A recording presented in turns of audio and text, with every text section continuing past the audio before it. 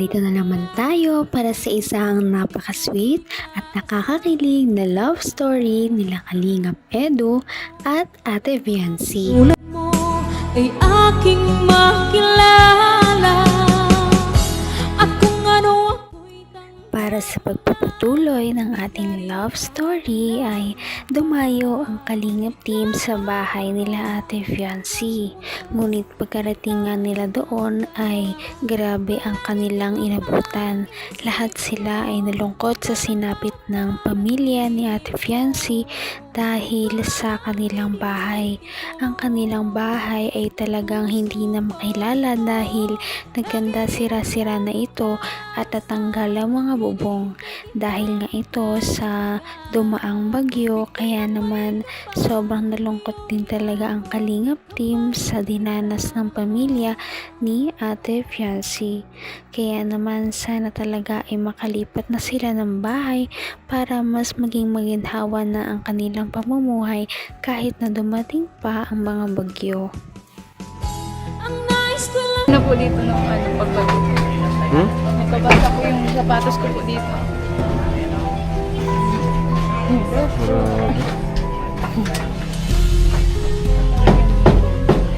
Grabe ang bagyo, ano?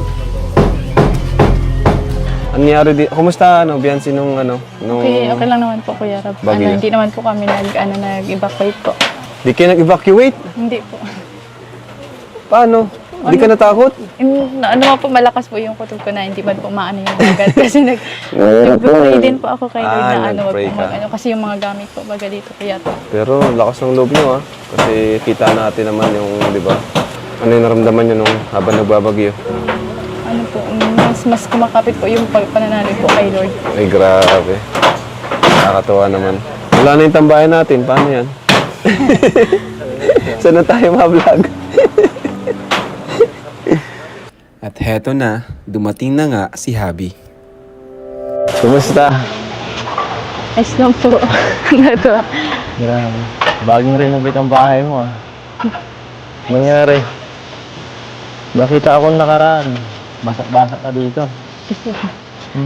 Yung mga gamit ko lang po, yung mga sapatos po. Mga gamit. Okay ka lang? Wow. Pura, Saan ka natutulog dito? Sa loob po. Sa loob. Kahit na grabe ang sinapit ng kanilang bahay, ay pinipili pa rin talaga ni Viancy na ngumiti sa kabila ng kanilang mga problema. Kaya naman yan ang kinahangaan sa kanya ng kanyang mga viewers. Nung makita naman niya si Kalingap Edu, ay tila nawala ang kanyang lungkot at napalitan nito ng mga ngiti. Kumusta? Ayos lang po. Ito. Grabe. Bagong renovate ang bahay mo, Nangyari. Nakita akong nakaraan. Basak-basak ka dito. Yung mga gamit ko lang po, yung mga sapatos po. Mga gamit. Okay ka lang? Wow. Pura, Saan ka natutulog dito? Sa loob po. Sa loob. Sa kwarto ko po. Okay ka naman? Hindi ka binaha dito? Hindi man po. Yung sa kalsada lang po. Pero dito man po sa bahay, hindi man po pinasok ng tubig. Dapat ini-inform mo ako. Kayo po, kamusta po? Okay lang din. Okay. Binaha lang ng konti. Hindi naman nakapasok sa bahay. Mataas yung... Safe man po yun sa inyo. Hmm? Safe man po yun sa inyo Safe, kasi oo. Ano man po sa dagat. Safe naman doon. Baha lang ng konti. Maka malapit naman yung sa Pwede naman magtawag sa mga rescuer. Kung binaha ba ako, mapunta ka doon. Hira. Wala, nagtatanong lang. Hindi po. Hindi. I mean, parang nag-alala ka. Hindi. Joke lang. Hindi. Nag-alala din. Nakakakilig naman dahil parang si Kalingap Edu lang talaga ang makapagtatanggal ng mga lungkot kay Ate Fiancy dahil nung nakita niya na ang kanyang hubby ay biglang lumiwanag ang kanyang muka at halata sa kanya na tuwang-tuwa ito na makita si Kalingap Edu pagkatapos ng mga problemang dumating sa kanila noong nakaraang bagyo.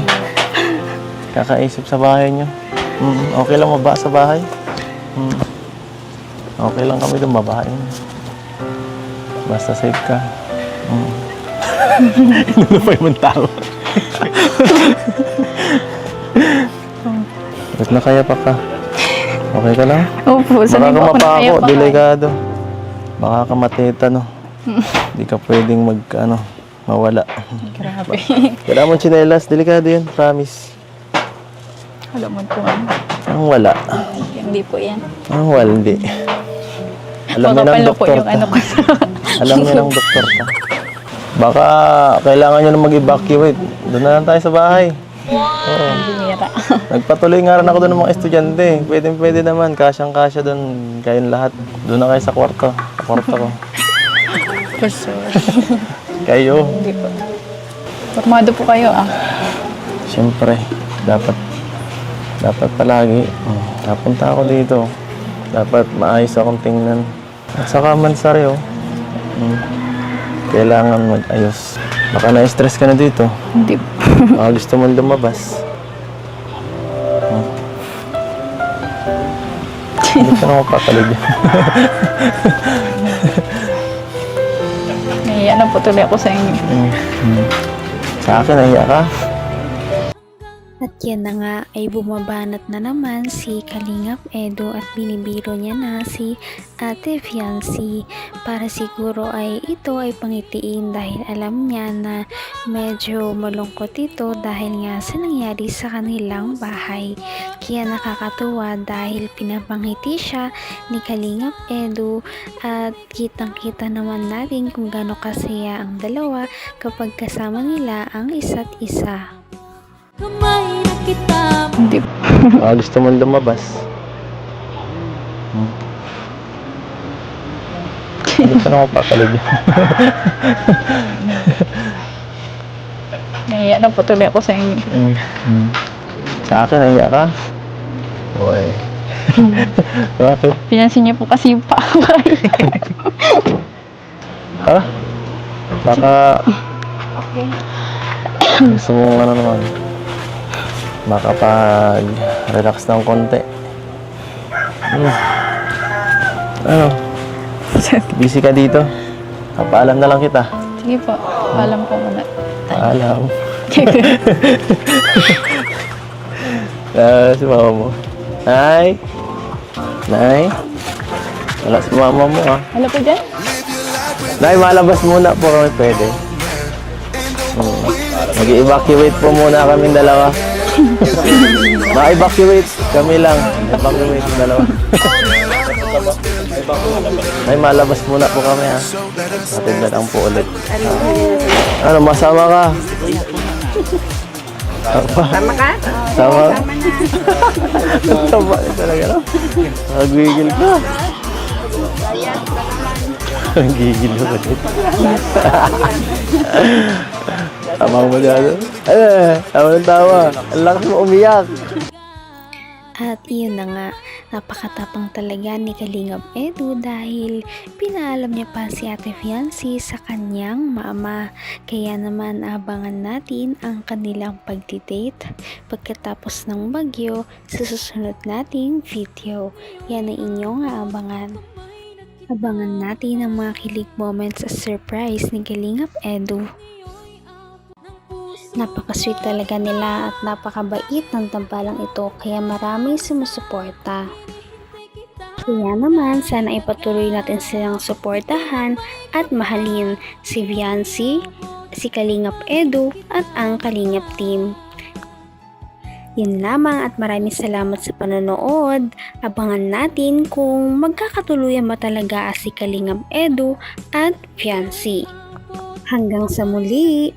Bye! Ngayon'y abot